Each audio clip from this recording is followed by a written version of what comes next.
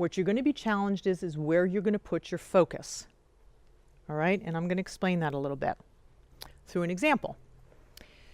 So my father went to West Point and he was a pilot in Vietnam. He flew into combat zones and he would pick up wounded soldiers and dead wounded soldiers and parts of wounded soldiers. And he would fly out of combat zones and take them to safety or hospitals. And he was shot down and his co-pilot was killed. He came back from that experience quite traumatized. And at that point in time, nobody had a term of PTSD. Didn't exist, and there wasn't therapy or anything else like that for these people that came back really ravaged. But he came back into a home where there were 2 little girls who didn't want to eat their peas. Or they fought about their dollies. And here's this person who's just been through really the most horrendous experience a human could probably have, and he's suddenly having to deal with these very basic, simple things of children, which is totally valid for the kids, right? And his experience was valid, but those 2 together clashed. So we were brought up with a lot of aggression and violence in our home, both verbal and physical. Nobody at fault for that, but that's what the situation was. So what I realized when I had my children was I only had what I had learned from my parents. What else was I going to have to parent my children?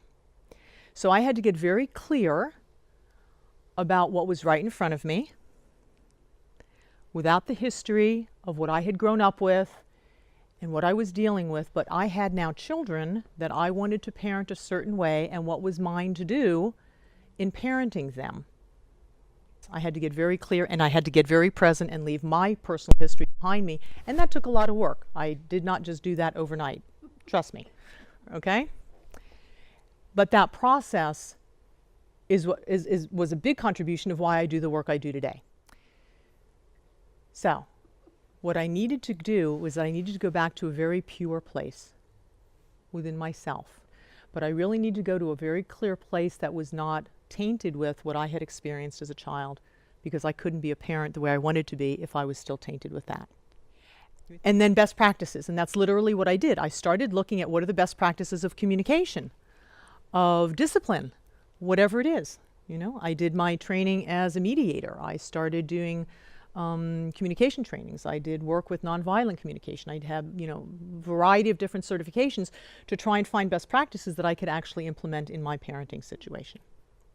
Now this sounds all very structured and very neat, and of course I woke up in the morning and I just had these little boxes and that's how I went through life, right? Not. You can ask my children, that's not how it happened. But over time and years and days and hours, I was able to retrain myself and my neurology in how I was as a parent. Was this a wholesale action that you did all at once or small steps along the way? Great question. It was definitely small steps, beginning with the intention. And quite honestly, at the beginning, it felt so monumental. I mean, I remember the one situation where my former husband was gone about 20 days a month, and I was alone 20 days a month. I lived overseas. I had no family around. And my son he used to sleep in 20-minute snatches. Can you imagine? For the first 2 years of his life. Whew. And I remember laying in bed one night where he was, he was awake, whatever it was. And I just remember laying there thinking, I feel so aggressive. This is not good. This is not a good situation. What am I going to do? And so I came back to that intention of, I want to be love. How are you going to do that? And I had no idea. But in that night, in that situation, the best thing that I could do was first to just breathe for myself. And then I just went to him and talked to him very calmly. That was the first little baby step. And the next night I could do it again a little bit. And then with time I could do it in different situations. So for me in this situation, it was absolutely incremental. There are other situations that were so clear I could change them like that. But this was such a developmentally large piece for me in my life and the way I had been raised, that it was definitely very small steps over a very long period of time.